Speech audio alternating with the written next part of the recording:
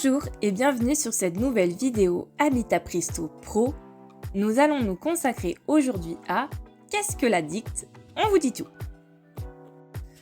Lorsque des travaux sont prévus, la loi demande d'alerter les exploitants des réseaux souterrains, aériens et subaquatiques se trouvant à proximité du lieu de chantier afin de prévenir de potentiels endommagements de ceux-ci. À qui est adressée la dicte? La dicte vise à prévenir des acteurs proches de vos chantiers de travaux à venir. Elle doit être communiquée à chaque exploitant de réseau concerné par ces travaux.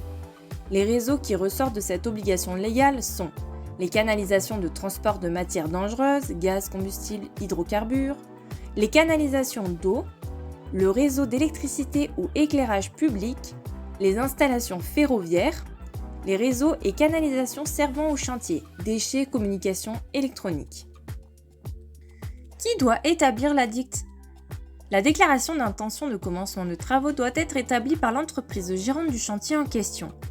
Il s'agit du CERFA numéro 14434 étoile 03 à remplir par le maître d'ouvrage et l'exécutant du chantier, un particulier ou une entreprise.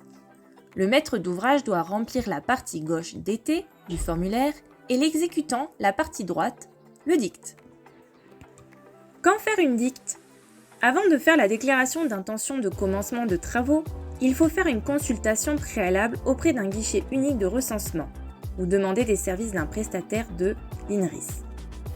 Cela sert à savoir qui sont les exploitants possédant des réseaux à proximité du chantier, dans le but d'avoir une liste d'organismes à contacter lors de la dicte. Une fois toutes les informations collectées, il est possible de faire les procédures pour la dicte. Ces formalités obligatoires se passent dans les 20 jours avant le démarrage du chantier. Elles peuvent être réalisées sur le site des services publics. Une fois la demande reçue, le fournisseur a 7 jours pour répondre si la déclaration est dématérialisée et 9 jours si la déclaration est en papier. Si la demande s'avère incomplète, le fournisseur a le même délai pour le signaler à l'entreprise gérant le chantier. Le délai se répète à partir du jour où le dossier est complet. Une fois le délai passé, s'il n'y a pas de réponse, le responsable du chantier doit envoyer de nouveau la dicte par lettre recommandée. L'exploitant du réseau a alors 2 jours pour finir un récépissé. Dans aucun cas, le chantier ne peut commencer sans ce récépissé.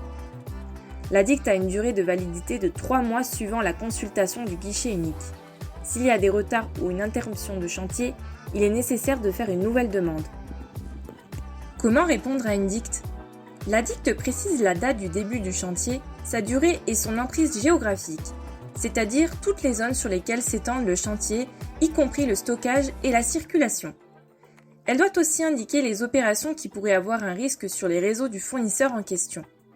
L'exploitant du réseau doit répondre à la dicte à travers le formulaire CERFA numéro 14435 étoile 04, même si la distance avec les travaux ne concerne pas l'exploitant, une mise à disposition de plan ne suffit pas non plus.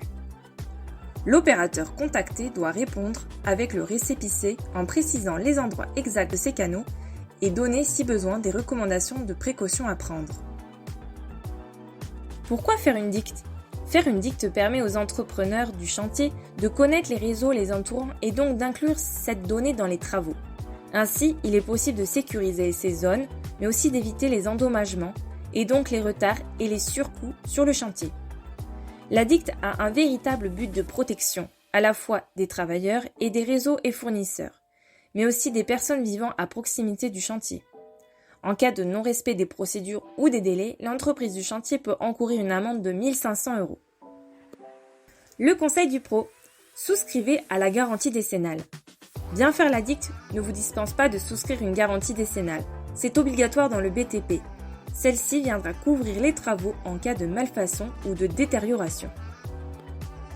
Merci d'avoir suivi cette vidéo. Si elle vous a plu, je vous encourage à la liker, à la partager, mais également à vous abonner. N'hésitez pas à faire un tour sur notre site. Vous pouvez découvrir tous nos conseils pratiques pour vous accompagner sur vos chantiers. Merci, à bientôt pour une nouvelle vidéo avec Habitat Presto.